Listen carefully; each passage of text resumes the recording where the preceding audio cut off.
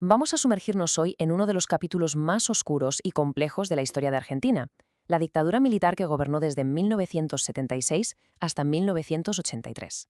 Un periodo marcado por el terrorismo de Estado, sí, pero también es una historia que nos enseña cómo hasta los regímenes más brutales pueden, al final, derrumbarse. Para poder entender de qué hablamos, lo primero es enfrentarse a la realidad de lo que fue aquello, porque no se trató de un simple cambio de gobierno, no, fue la implantación de un sistema de terrorismo de Estado en toda regla. Fijaos qué nombre le pusieron ellos mismos: Proceso de Reorganización Nacional. Suena a burocracia, ¿verdad? Pues detrás de ese nombre se escondía un plan sistemático que arrancó con el golpe de Estado del 24 de marzo de 1976, que acabó, claro, con el gobierno constitucional.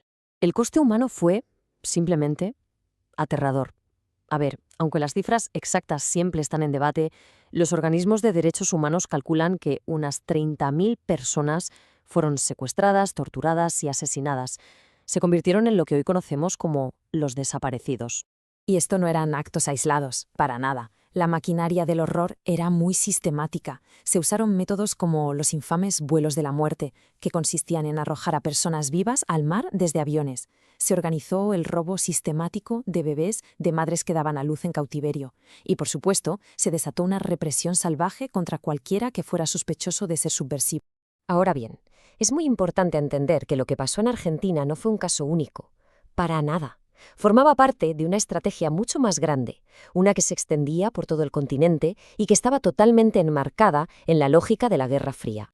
Aquí es donde tenemos que hablar del llamado Plan Cóndor. ¿Y qué era esto? Pues básicamente una alianza macabra entre las dictaduras de derechas de Sudamérica, que contaban con el respaldo de Estados Unidos. El objetivo: coordinarse para perseguir y eliminar a opositores políticos incluso fuera de sus propias fronteras. La excusa, el pretexto, era siempre el mismo. Había que luchar contra la amenaza comunista. Y claro, bajo esa etiqueta de subversivo cabía de todo, desde la militancia armada hasta la actividad en un sindicato o en la universidad. Cualquiera podía ser considerado un objetivo a eliminar. Pero a ver, ¿cómo pudo llegar Argentina a una situación así? Para entenderlo hay que rebobinar un poco y ver la tremenda crisis interna que fue el caldo de cultivo perfecto para el golpe militar. Si miramos la cronología, vemos una espiral de caos. En 1974 muere el presidente Juan Perón y su esposa Isabel asume el poder. El país ya era un polvorín. La violencia política se disparó, con grupos parapoliciales como la AAA asesinando a opositores mientras la economía se hundía. Este fue el escenario perfecto que los militares usaron para justificar su intervención. Y un factor clave aquí, importantísimo, fue la fractura dentro del propio peronismo, que era el partido del gobierno. Por un lado tenías al sector tradicional, el de los sindicatos, más conservador, y por otro a la llamada tendencia revolucionaria, un ala de izquierdas que soñaba con una patria socialista. Este choque interno, brutal, paralizó al gobierno y no hizo más que echar leña al fuego de la inestabilidad.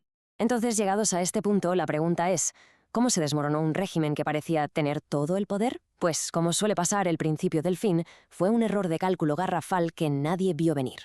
A principios del 82, la Junta Militar estaba, la verdad, contra las cuerdas. La economía era un desastre absoluto y el descontento en la calle no paraba de crecer. Necesitaban, pero ya, algo para ganar apoyo popular y seguir en el poder. Y la solución que se les ocurrió fue la Guerra de las Malvinas. El general Galtieri ordenó la invasión de las islas pensando que una victoria patriótica uniría el país detrás de ellos, pero la jugada les salió fatal. La derrota militar contra Gran Bretaña fue rapidísima, humillante y destrozó el poco prestigio que les quedaba. El régimen simplemente colapsó. Ya no tenían otra opción que convocar elección. Eso sí, antes de marcharse, intentaron un último movimiento para cubrirse las espaldas. El último presidente de facto, Viñone, sacó una ley de autoamnistía, o sea, un «aquí no ha pasado nada», declarando libres de culpa a todos los que habían participado en la represión.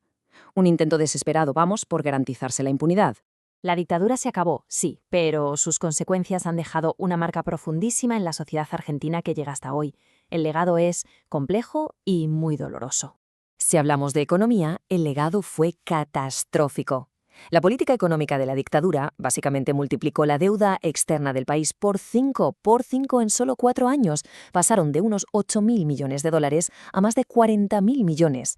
Una auténtica hipoteca para el futuro de Argentina.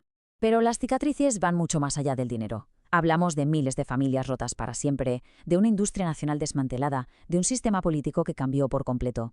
Pero ojo, de toda esa oscuridad también nació algo increíblemente poderoso, el movimiento de derechos humanos argentino, que se convirtió en un referente para todo el mundo. Y aquí hay que mencionar a organizaciones como Las Madres, y sobre todo las abuelas de Plaza de Mayo. Su misión, la de encontrar a los niños robados por el régimen y devolverles su identidad, es un ejemplo brutal de lucha incansable por la memoria, la verdad y la justicia. Y con esto llegamos a la reflexión final. La historia de la dictadura argentina nos obliga a pensar sobre la memoria, sobre la justicia, sobre lo frágiles que son las barreras que protegen a una sociedad de sus propios demonios. La gran pregunta que sigue en el aire es: ¿cómo se asegura una nación de que algo así no vuelva a ocurrir nunca más?